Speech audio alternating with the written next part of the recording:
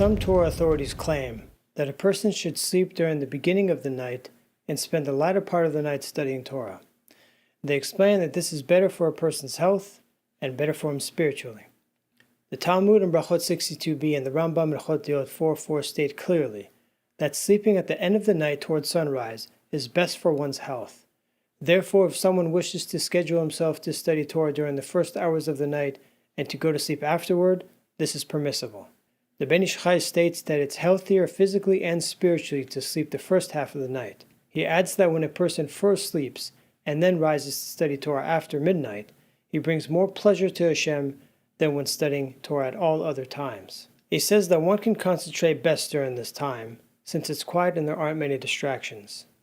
Regarding one's physical health, he says that 2 hours of sleep before midnight is more beneficial to one's body than 4 hours of sleep after midnight. The Ruach Chaim Palachi says that it's known from experience that all those who live to a ripe old age maintain the practice of rising before sunrise. The main thing is to make sure to rise early no matter what went on the night before. One's health and longevity depend on waking up early in the morning, and not necessarily on the time one goes to sleep. Whichever practice one decides to accept is fine, as long as one dedicates himself to serving Hashem in the best way he can. Hashem rewards each person for his efforts.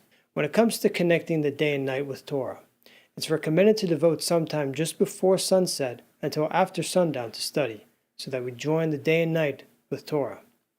Likewise, it's recommended to give some time from just before sunrise until after sunrise to study for the same reason. The main thing is to make sure to dedicate time to both day and night to study.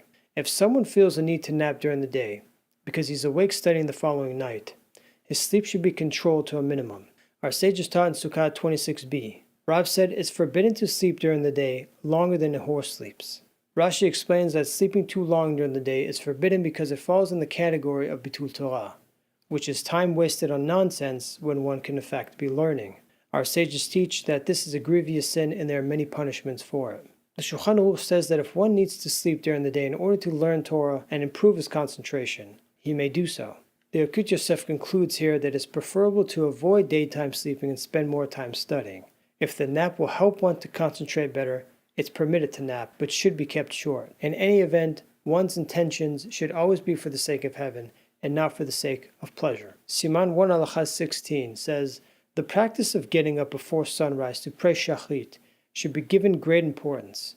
Anyone who can maintain this practice without negatively affecting his Torah study should do so. If studying late at night makes it impossible for someone to get up before sunrise in order to pray Shachrit, but he can still manage to wake up on time to pray later with the congregation within the proper time, he may continue to study late at night. If someone is studying Torah late at night, and he realizes that if he stays awake, he will likely sleep until the time for the morning Shema, and the morning prayers will have passed, he should stop studying and sleep. Everyone has to arrange one's schedule so that one fulfills these mitzvot properly.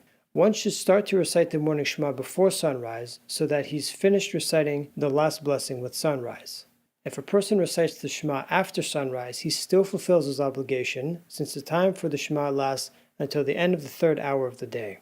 If it's not possible for someone to get up in time to pray at sunrise, he has to make sure to at least not miss the appropriate time for the mitzvah of reciting Shema in the morning. Yeshua 1:8 says, let not this book of teaching cease from your lips, but recite it day and night, so that you may observe faithfully everything that's written in it.